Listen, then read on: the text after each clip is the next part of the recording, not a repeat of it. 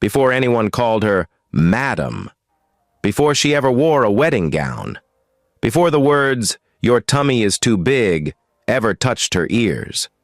She was just a girl from Guagualada in the calm side of Abuja, with skin like melted honey, and dimples so deep that even strangers smiled back when she did.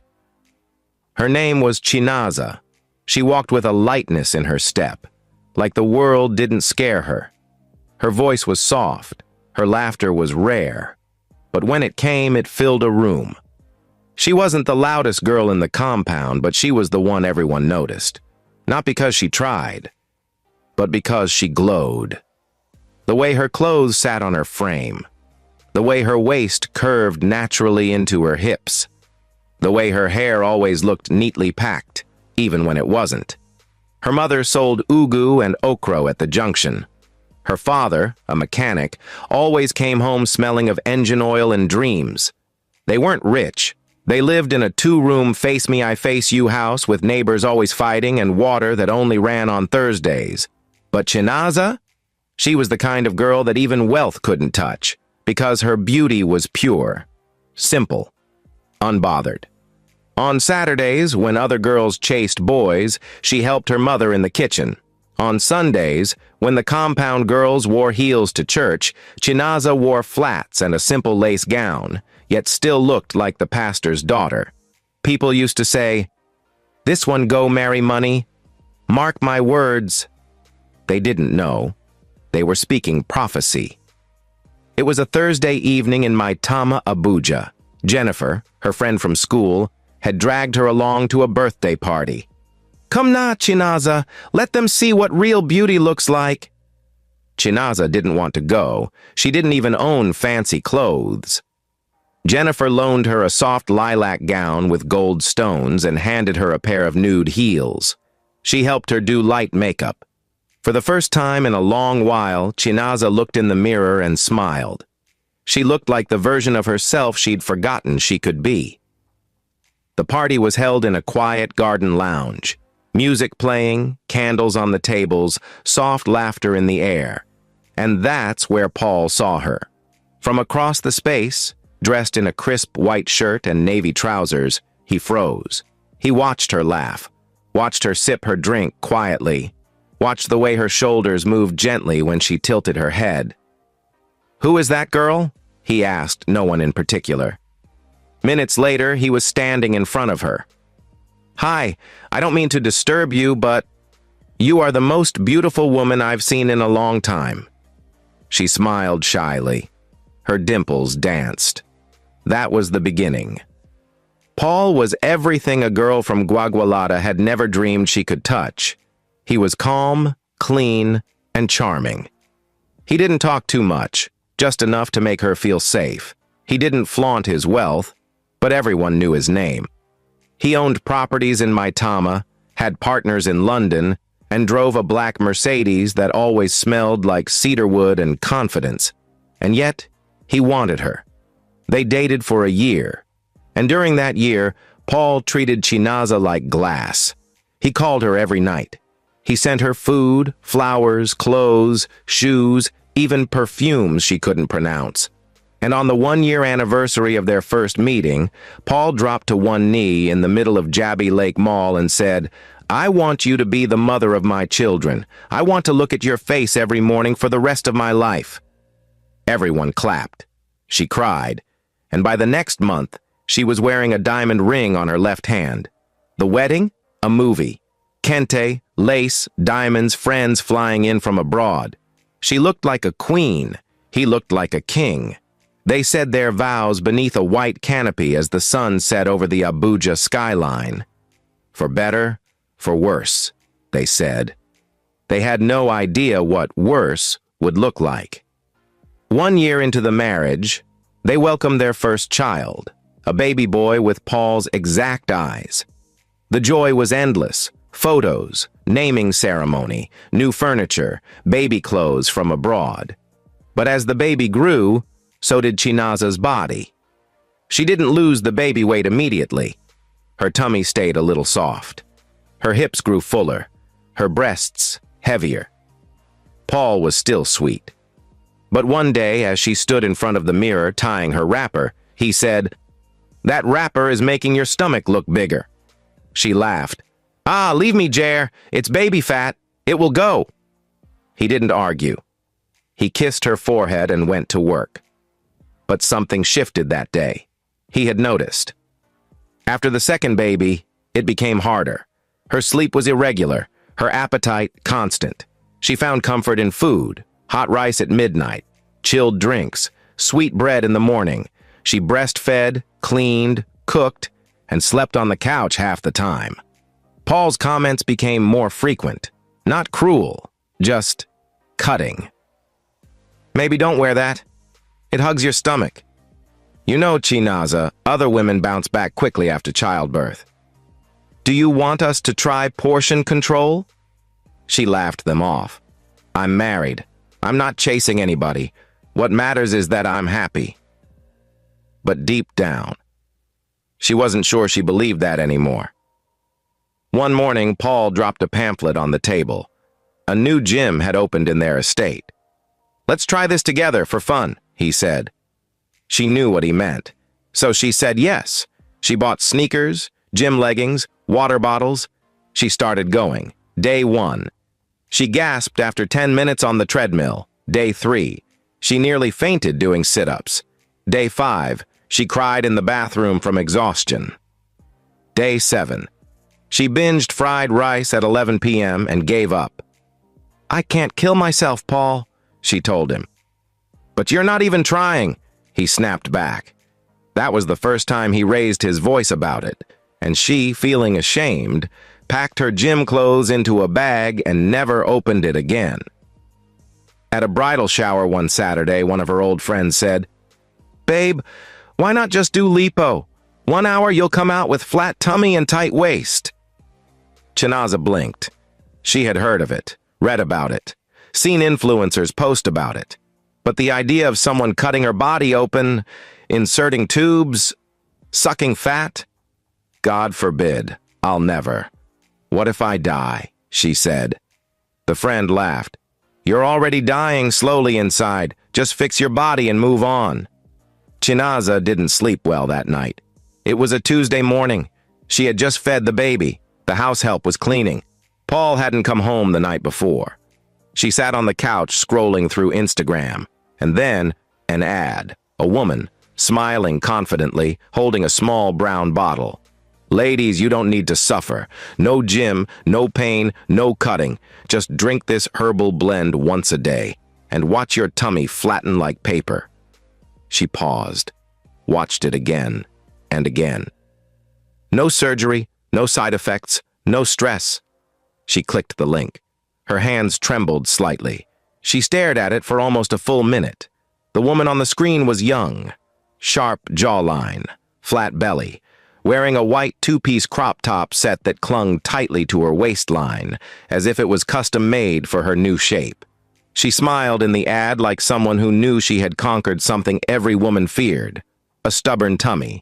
The voice in the video said, 7 days. That's all it takes. No pain, no gym, no injections, no cutting. The bottle in her hand was small, brown. The label was clear. Tummy Tea Blend, 100% herbal. Chinaza's eyes narrowed slightly. She wasn't sure what she was feeling. Curiosity? Resentment? Desperation? She tapped the profile. The page had over 70,000 followers, testimonies, before and after photos, women showing their waists, their jeans falling loosely around their hips, their captions full of thank you messages and emojis. She hovered over the send message button. Her thumb almost tapped it. But then, hiss, please! She locked her phone, shoved it under the throw pillow, and stood up. As if flat tummy will fix my marriage. She didn't message, but she didn't forget. She didn't unfollow. She didn't close the tab. She didn't block the ad. She simply saved it somewhere in her mind, the way a woman saves a plan she swore she'd never do, until she breaks. That night, Paul came home early. It was rare. He entered the house wearing a cologne she hadn't smelled in weeks, a soft mix of cinnamon and cold mint, the one he used to wear when they were still dating. Chinaza was in the kitchen, wearing a comfortable t-shirt and leggings, nothing fancy.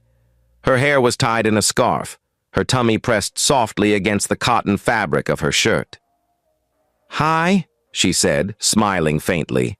Paul looked at her for a moment before responding. "Good evening." His eyes did a quick scan, from her head to her middle. Then he stopped. She noticed it. "There's food on the table." "I already ate," he replied flatly, walking past her into the living room. She stood there for a moment. Her hand was still on the kitchen counter, gripping the edge, as if her body was trying to remain steady while her heart tried to climb out of her chest. He had looked at her like she was a chore. 3 days later, they went to the mall together. Paul had insisted. "Let's go out. Just buy a few things for the house, get some air." She wore a soft peach maxi dress, flowing, simple. It was the only thing that still made her feel confident, even though it had no shape, no waist, no drama. As they walked through the chilled air of the supermarket, Paul pushed the trolley while Chinaza moved slowly beside him, picking a few groceries. They reached the cereal aisle. Then Paul froze. Right in front of them was a woman, tall, slim, glowing, wearing high-rise jeans and a crop top. On her side stood 4 children, all laughing, all eating snacks. She looked like a model, a glowing one who had clearly given birth 4 times. Her waist was tight, her makeup light but striking, her tummy flat. Paul turned to Chinaza and said softly, but sharply, "You see what I'm talking about?" She blinked.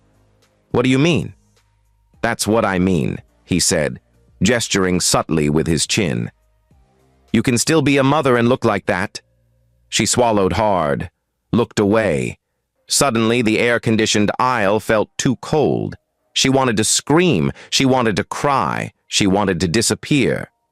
That night, she stood in front of the mirror in their bedroom, alone. She removed her gown slowly, looked at her reflection. She wasn't ugly, she wasn't old, but she wasn't who she used to be. Her tummy sat gently over the top of her underwear. Her stretch marks glowed like lightning bolts on both sides. Her waist had disappeared. Her back had widened. Her eyes looked tired. She touched her belly, rubbed it, pressed it. "Am I really that bad?" she whispered. She heard Paul enter the bathroom behind her. He didn't say anything. 1 week later, Paul drove home early from work. It was a hot Wednesday afternoon. As he turned into the compound, he saw her, Mrs. Uju, their next-door neighbor. She was outside, watering her flowers in the compound garden, wearing a soft white crop top and a pair of bum shorts that clung to her body like second skin. Her stomach was as flat as a magazine cover, her hips wide, her skin soft, her legs clean. Her 3 boys ran around barefoot, laughing, chasing one another. Paul slowed down, watched for a few seconds longer than he should have. When he entered the house, Chinaza was on the sofa, feeding the baby pap. Her wrapper was loose, her hair undone, her stomach pushed forward through the fabric like she didn't even notice it anymore. He dropped his car keys and said, "Honestly, Chinaza, look at you. Look at yourself." She turned. "What?" "Mrs. Uju has 3 boys, 3. Yet she still has a flat stomach. Why are you like this?" She stared at him, her hands trembling over the baby's bowl. "You're comparing me to Uju now?" "I'm comparing you to someone who cares, someone who still wants to be attractive, someone who respects herself." Her lips quivered, her chest rose, but she said nothing. Saturday came. Paul's company was hosting a formal couples dinner at a 5-star hotel in central Abuja.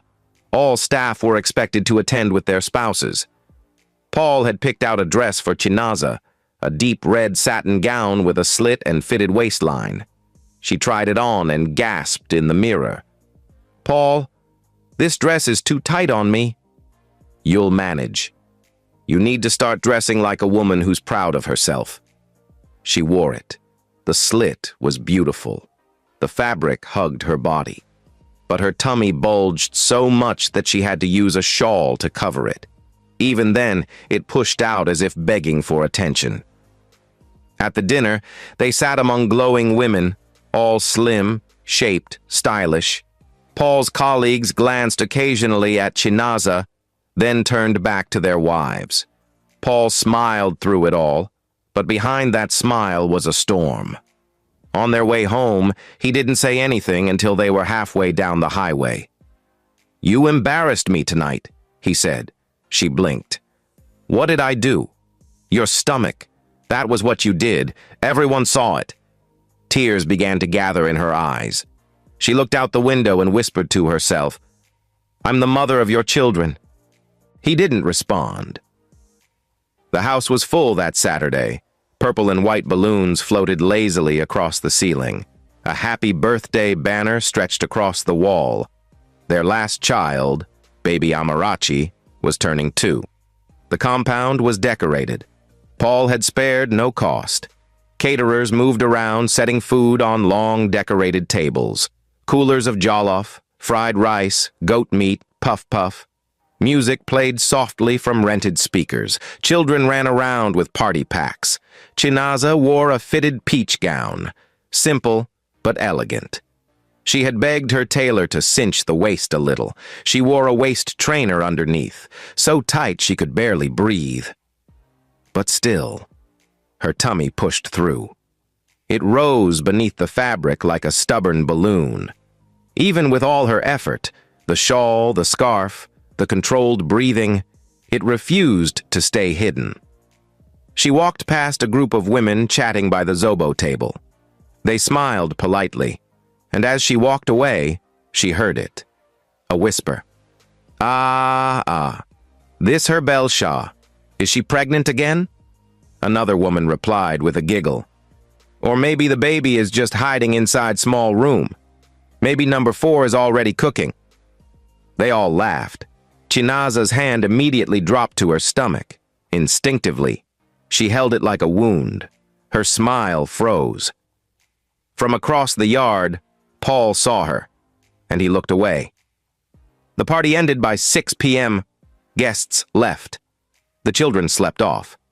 The house help carried Amarachi to bed. Paul was outside by the car, holding his keys, waiting. Chinaza came out, still in her dress, still holding her stomach like it was glass. They drove in silence. The road was smooth, the air was still. But inside the car, tension thickened like smoke. She wanted to say something. Ask him if he heard the women. Ask him if he would defend her next time. But instead, he broke the silence. "You heard what they said?" Her heart dropped. "What?" "The women, by the Zobo. You heard them, didn't you?" She swallowed hard. "I did. Maybe you should finally take it seriously." "Paul." "No, Chinaza, I'm tired. You always make excuses. I got you help in the house. I gave you time. But you still don't care." "I care," she whispered. "Then show it." That night, Chinaza knelt by her bedside. The room was dark, except for the soft flicker of her phone screen charging beside the lamp. She didn't cry. She just stayed still, hands together, eyes shut. "God," she said softly, "please help me. Please fix this. I don't know what else to do. I just want to be enough for my husband again. I don't know when I lost myself, but please, I want to feel like a woman again." Her voice shook, but her tears didn't fall. She had cried so many times. Her tears were tired.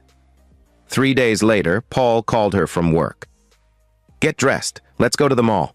I want to buy something for the house."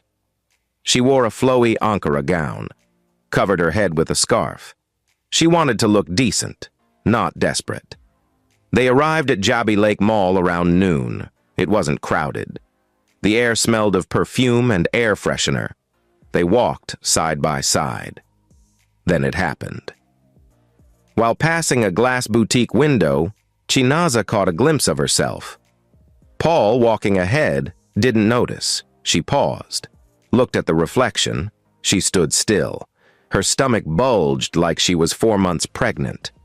The scarf around her chest did nothing to hide the heavy curve of her belly. Just then, a young couple walked past them. The woman wore a short yellow dress with white sneakers. 2 children ran ahead of her, one in each hand. Her body was tight, her posture confident. Paul turned, watched them briefly, then looked at Chinaza. He didn't say anything, but his eyes did, and that was worse. That evening, after the children had gone to bed, Chinaza sat in the living room. Paul walked in, took off his shoes, and slumped on the chair beside her. "I'm tired." "So am I," she replied quietly. He looked at her.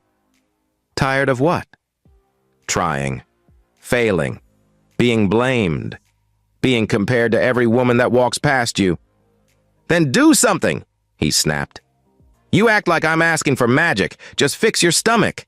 "It's not just my stomach, Paul, it's me. My body has carried 3 of your children." "So what?" "Other women do it, and they still look presentable. You?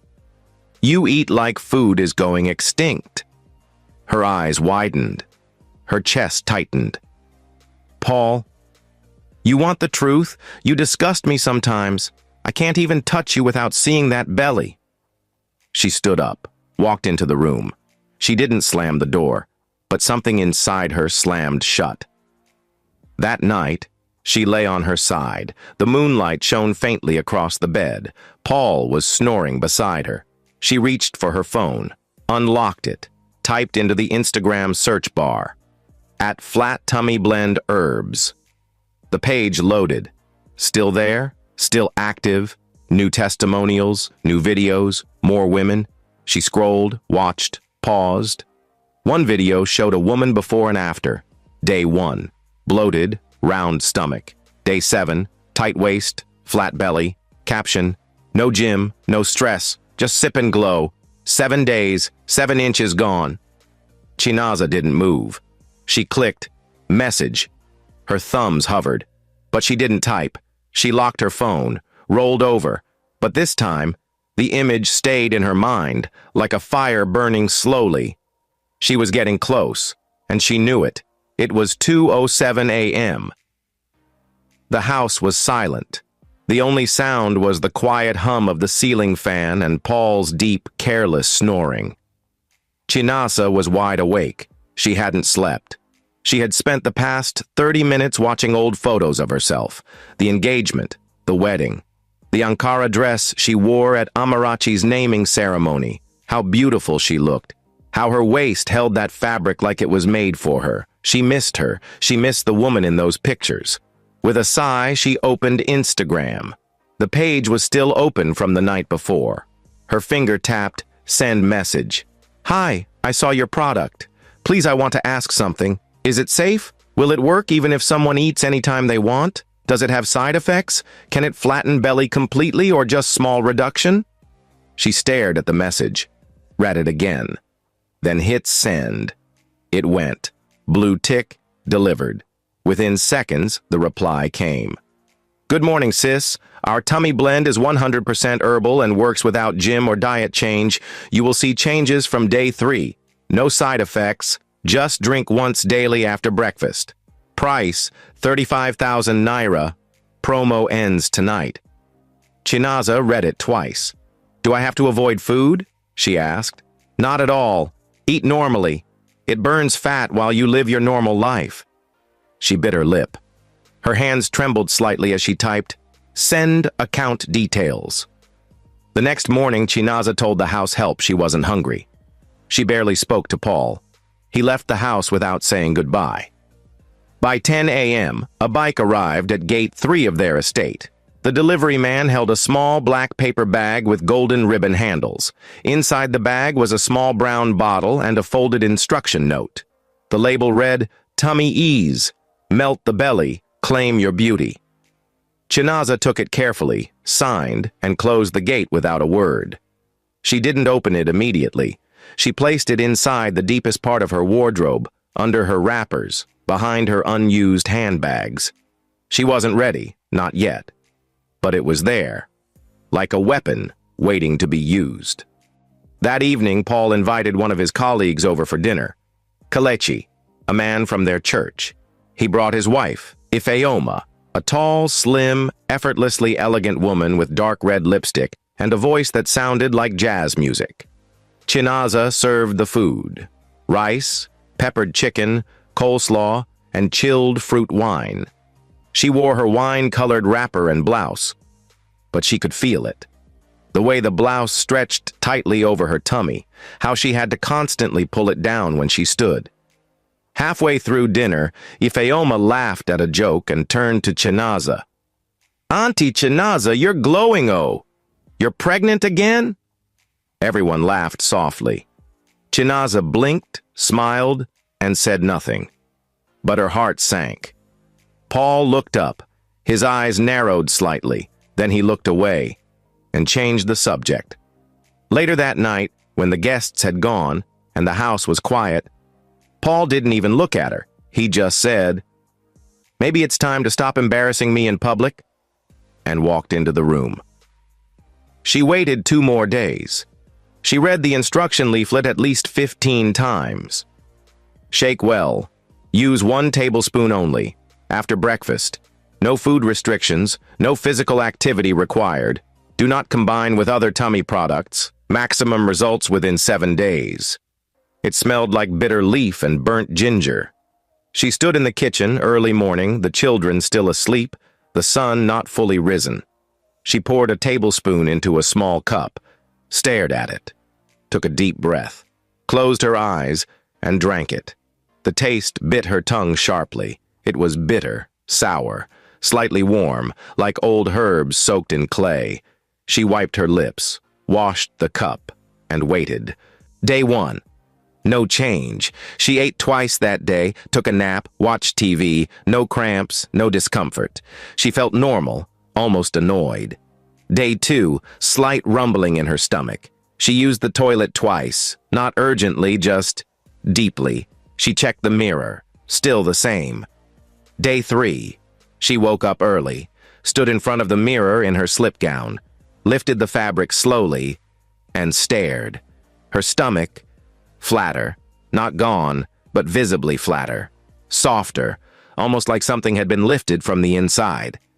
She turned sideways, tilted her head, pressed her palm against it. Her waist felt tighter. She exhaled. A strange excitement filled her chest. She took her next dose with a smile. On day 4, Chinaza went to buy tomatoes at the local market. She wore a fitted skirt and a soft blouse that she hadn't dared to wear in months. At one of the stalls, a full mirror leaned against the wall, placed there by a vendor selling wrappers. She caught a glimpse of herself, paused, walked closer. Her blouse clung to her body differently. Her stomach looked smaller, the bulge less aggressive, her shape more defined. A woman walked past and said, "Auntie, your cloth fits you well. Are you going for an occasion?" She smiled.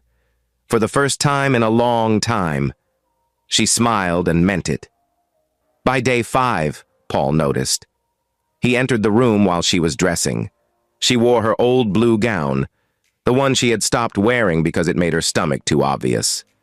This time, it didn't. He paused, looked at her, then walked to the wardrobe without saying a word. But later that night in the living room, while she sat feeding the baby, he passed behind her and said, "You look different. What are you doing?"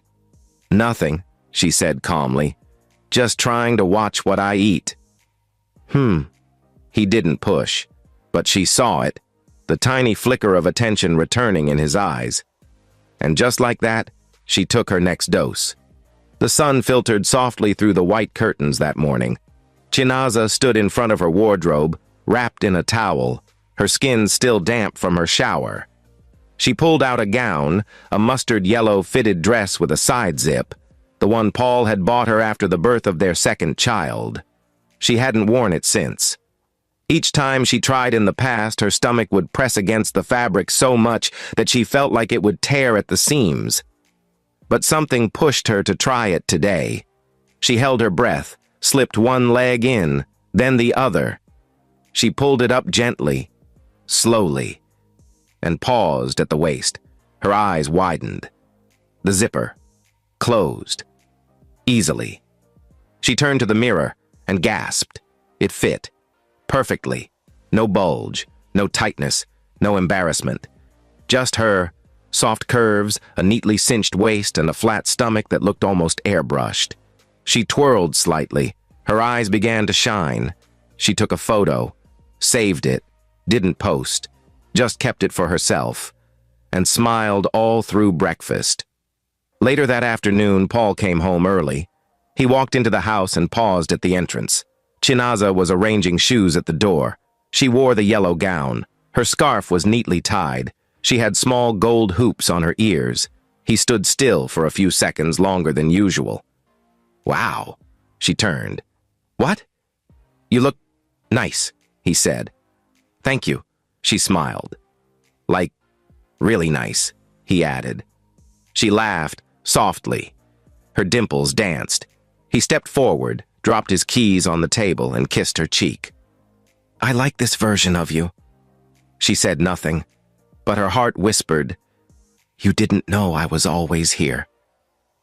3 days after completing the bottle, Chinaza stepped out to greet Mrs. Uju, the same neighbor Paul once compared her to. Mrs. Uju smiled and said, "Mrs. Chinaza, you're glowing. Oh, did you change your cream?" Chinaza chuckled. "No, ooh. Or you went for one of those snatching surgeries?" Chinaza shook her head, her smile wider now. "Just drinking herbs and managing what I eat. It's working, oh, because this your waist now? It don't vanish." They both laughed. But inside, Chinaza felt a new kind of joy. Not the fake kind people post on Instagram, but the kind that grows quietly, from surviving shame and finding yourself again. That night, Chinaza sat on her bed in a silk nightgown. She opened her Instagram, scrolled to the vendor's page. New testimonies, new photos. One woman said she lost 9 inches in 10 days. Chinaza smiled faintly and typed, "Hi, I finished my first bottle. Can I order another one?" The vendor replied, "Of course, sis. Your results are amazing. Second bottle is 40,000 naira, but I'll give you a discount. You're family now." She sent the money immediately and slept with a full heart. The second bottle arrived the next morning. It looked the same size, same smell, same label. She began drinking it that day. Not because she wasn't satisfied, but because she had tasted admiration again. And it was addicting. Paul now came home earlier. He touched her waist more. He called her baby again. He even invited her for a work cocktail party that Friday night. She hadn't attended any of his work events in almost a year. She wore a short black gown that clung to her body like poetry. Paul didn't take his eyes off her all night. His colleagues stared. One whispered, "Your wife is glowing. Oh, did she do a makeover?"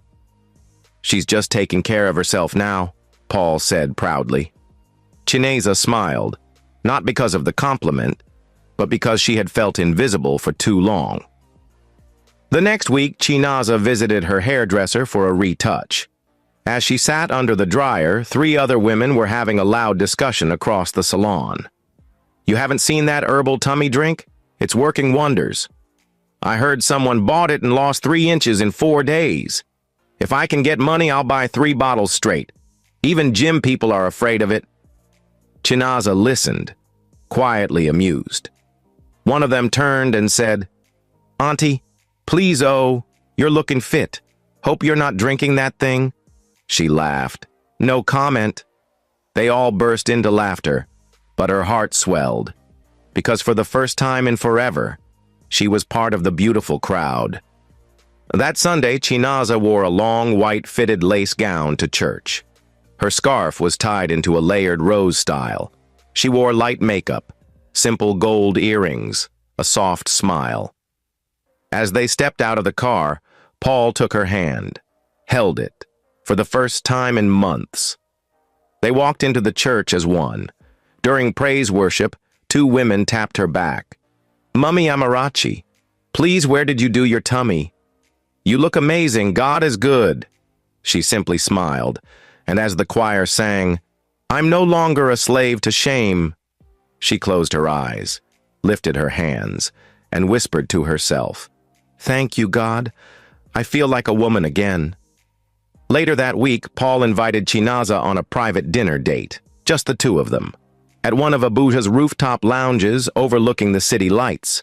She wore a red wrap dress with a deep neckline. Paul pulled out her chair, poured her wine, and said, "I don't know what you did, Chinaza, but I've missed this version of you." She looked at him, her eyes calm. "I didn't change for you, Paul. I just remembered myself." He reached for her hand. "Then thank you for remembering." That night after they returned home, Chinaza walked into the bathroom. She wore a silk nightgown, her hair wrapped in a bonnet. She looked in the mirror. No belly, no bulge, no stretch of fabric. Just her, glowing, trim, serene. She touched her waist, closed her eyes, and said, "It's back. I'm back." It started slowly, with the way Paul touched her lower back in public again, the way he paused to admire her as she passed in the house, the way he brushed invisible dust from her shoulder at the gas station just so other men would know. She's mine. Chinaza felt it. It wasn't just attraction, it was power. For years, she had walked beside him as a shadow, unseen, compared, criticized. Now, she walked ahead of him. Not with arrogance, but with the quiet confidence of someone who had found her light again. Women asked her what she did. Men looked twice. Even Amarachi, her toddler, said one morning while tugging her dress, "Mummy, you look like Auntie Barbie." She laughed. But something inside her stirred, a quiet hunger to stay this way, to never go back. On a bright Thursday morning, Chinaza visited her tailor in Woos. She hadn't sewn new clothes in almost a year. Her old dresses were either too loose now or belonged to the woman she had left behind. As she entered the small boutique, her tailor, Mama Ifunanya, dropped her scissors. "Jesus, Chinaza, is this you?" Chinaza smiled. "Good morning, Mama." "Iwu, you've reduced, oh. What happened? Wait, don't tell me you finally went for surgery." "No surgery, Mama. Just herbs. Good ones." Mama Ifunanya walked around her. "Ha! Turn around. Turn again. My dear, you are even finer now than before marriage. Oya, let's sew styles that will announce you." They spent the next hour picking lace, taffeta, organza, fitted styles, fish-cut skirts, Ankara tops with dramatic sleeves. For every measurement, Mama Ifunanya laughed in shock. Ah, even your waist is now size 28. Chinaza, please give me this secret." Chinaza just smiled and sipped her malt. It's called coming back to life. 1 week later, Chinaza stopped by a local pharmacy to buy cough syrup for Amarachi. As she stood at the counter, two men waiting to be attended to kept stealing glances at her. She pretended not to notice. Her gown was ankle-length, but it hugged her hips and waist like butter. Her makeup was soft, her earrings subtle, her voice calm. When she turned to leave, one of the men whispered to the other, "If not that I saw her with a wedding ring, I'd swear she's not married." She heard it, every word, and her lips curled in a smile. She wasn't interested, but it felt nice. She walked past them like a queen, perfume trailing behind her as they watched her hips move like slow music. It was a quiet night. The moon glowed faintly outside their window. Paul was asleep, his chest rising gently with each breath. Chinaza stood by the mirror. She wore nothing but her silk nightwear. She turned left, then right. Her waistline had never been this sharp. Her stomach looked like flat glass. She pressed her fingers into it, felt nothing, no fat, no softness, Just flat, smooth, almost hollow. She laughed to herself. What a miracle. Then, just as she turned off the lamp, she heard it. A tiny sound, not a voice, not a noise. More like a whisper inside her own mind. One word, software strange. More, she paused. What? Silence. Paul snored. The fan whirred. She shook her head. Maybe I'm just tired. And went to sleep. The next day, the invitation came through Paul's office. A client, a high-level businesswoman, was hosting an exclusive garden party for Abuja's most influential couples. Paul had once said, "I don't want you at those kinds of events. You might feel uncomfortable." Now, he was the one who insisted, "You're coming with me. I want everyone to meet you." She wore a velvet emerald green gown. Her hair was styled in a low bun with gold pins. Her earrings sparkled gently beneath the garden lights. The moment they walked in, people turned. Is that Paul's wife? She's stunning. Where has she been hiding her? A photographer took their picture. Paul put his hand proudly on her waist. She leaned into him gently. For the first time in a long time, she wasn't just Paul's wife. She was the woman everyone wanted to know. At her women's prayer group, held every Thursday at the church annex, Chinaza shared her testimony. "There was a time I hated looking in the mirror," she said. "I felt invisible, unseen, and then God began to restore me. Not just on the outside, but inside. I feel like I'm living again." The women clapped. One of them cried. After the meeting, several women pulled her aside. "Please, what's the name of that herbal drink you used? Where can I get it? You look like someone who never gave birth." She gave no answer. She just smiled. Because this power, this quiet, glorious, feminine power, was hers now. That evening, Chinaza stood in the kitchen cutting onions for dinner.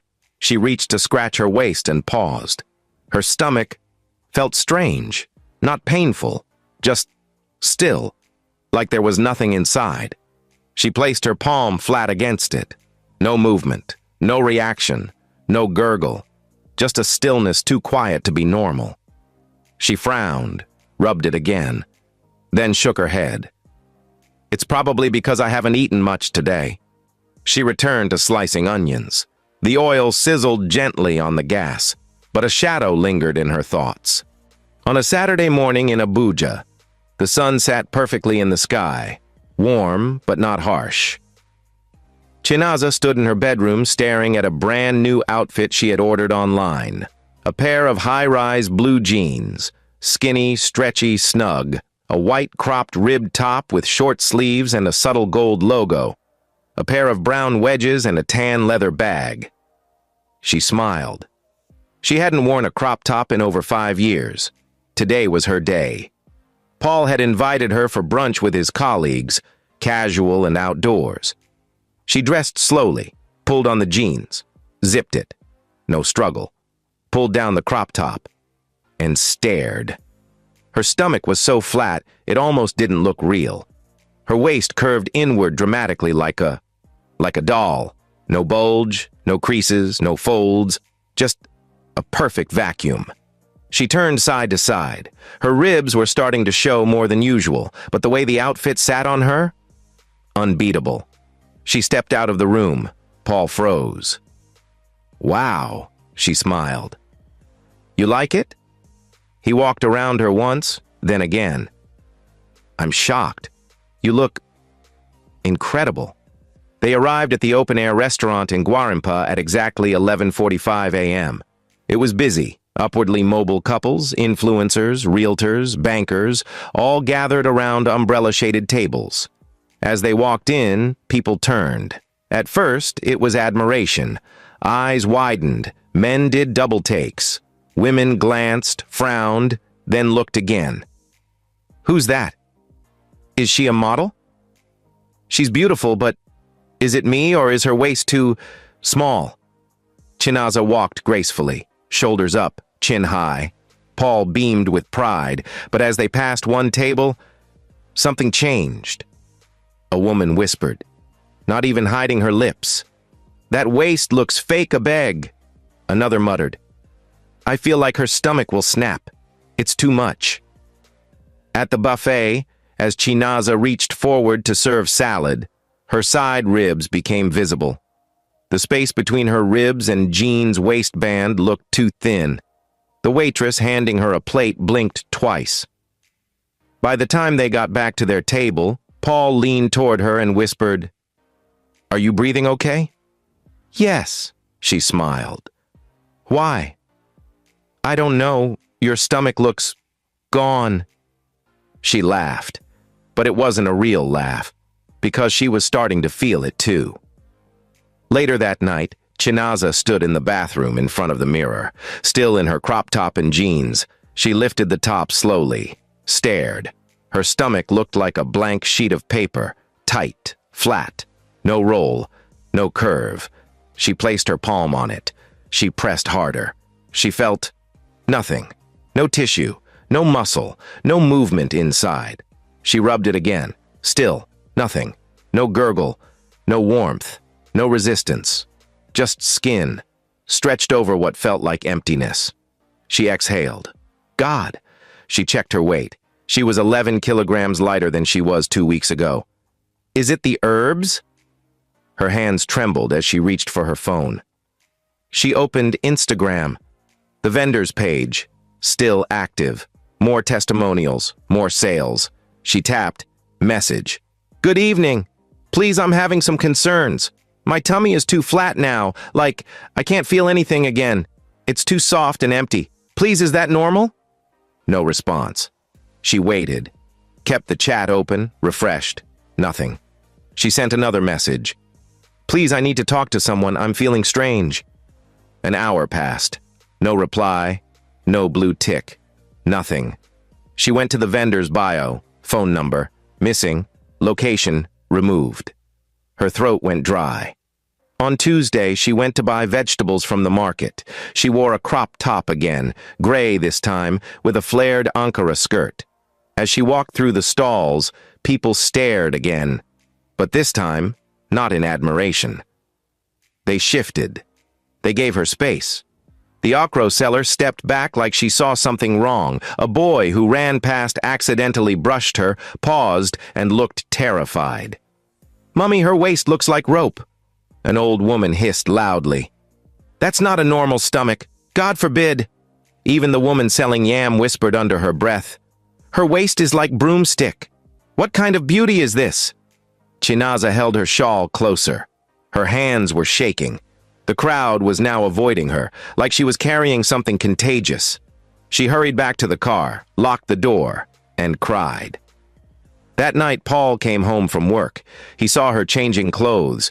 She turned slightly to get her gown. He froze. Chinaza, your stomach. What? She asked quickly. It's too small, too tiny. It's unnatural. What's going on? You said you wanted it flat. Flat, yes. But this? This is scary. You're starting to look sick. I'm not sick. But you're disappearing. You look like a photo edit, like 1 more inch and you'll snap in too. She faced him, tears building in her eyes. I did this for you. He stepped back. Then stop. Just stop it, whatever it is. It's too much now. She sat on the bed, covered her face. The silence between them was louder than a scream.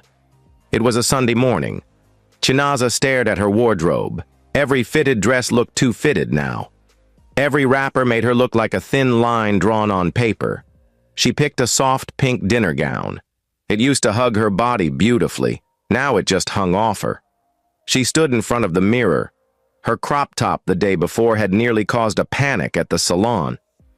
It's like you don't have internal organs, one woman whispered. Another muttered, her tummy looks like it's going to burst inward. Paul stood at the door watching her now. Please don't wear that. Why? Because people will stare again. They'll talk. It's embarrassing. She turned sharply. So now I embarrass you again? After everything I did to look good for you? He was quiet. Then he said, I just want my wife back. Not this this porcelain version of her. Her lips trembled. "You broke her," she cried. Later that week, Chinaza stepped into the supermarket near their estate. She wore a white shirt and jeans. As she bent to pick a can of tomatoes, she heard the couple behind her whispering. "Is she okay? Her back is showing bones. Her waist looks like a chopstick." The woman said louder, "I swear if that thing bends small, her body will break in two." She quickly stood and left the aisle. As she walked toward the exit, she heard a little boy shout, "Mummy, that woman has no bellow." People turned, looked. Some giggled. Some just stared. She left her basket, stepped out, and wept inside the car. 2 days later, she went to see Mama Ifunanya to pick up a blouse. The old woman gasped, "Chinaza, I can't sew for you again." "Why?" "Because every dress I make fits awkwardly now. Your stomach is gone. Your waist is like thread. I don't even know where your back ends anymore. This is not fashion. This is worry." "It's fine. Just adjust the waist." "There's no waist left to adjust." Chinaza forced a smile, but her heart was breaking. That night, Paul exploded. They had just come home from a business dinner. People had whispered all night. One man even asked him, "Is your wife sick? She looks like a filter." In the car, Paul turned. "I can't do this anymore, Chinaza. You've turned yourself into something else. People are starting to pity me." "You pitied me when I had a big belly? That was different. This ? This is not normal. Your waist is so small now I'm afraid to touch you. What if I hug you and your ribs snap?" "You asked for this," she screamed. "You made me hate my own body. You said I was disgusting. You compared me to every woman that passed." He was silent. Her voice cracked. "I just wanted to feel loved again." It was a quiet Thursday morning. She was sweeping the children's room when it happened. She bent slightly and froze. A stabbing pain ran through her lower waist. She dropped the broom, held her side, fell to her knees. She tried to breathe, but it felt like her stomach had collapsed inward. Paul heard the sound, rushed in. "Chinaza!" She gasped. "Hospital, now!" She was wheeled into the emergency room. Paul paced the hallway like a madman. 2 hours later, the doctor came out. "We've stabilized her. But Mr. Nwafor, what herbal substances has your wife been taking?" Paul blinked. "What do you mean?" "Her internal organs are compressed. Severely. Her intestines have shrunk in size. Her body fat is dangerously low. If she continues like this, she may not be able to digest solid food soon. Her abdominal wall is too thin to protect her core." Paul sat down, stunned. "She might look beautiful on the outside, but inside, she's disappearing." 3 days passed. Chinaza lay in a private room, pale, exhausted, ashamed. Paul sat by her side, head in hands. "I'm sorry," he said one evening. She turned slowly. "For what? For making you feel ugly? For destroying the woman I swore to love?" Tears slipped from her eyes.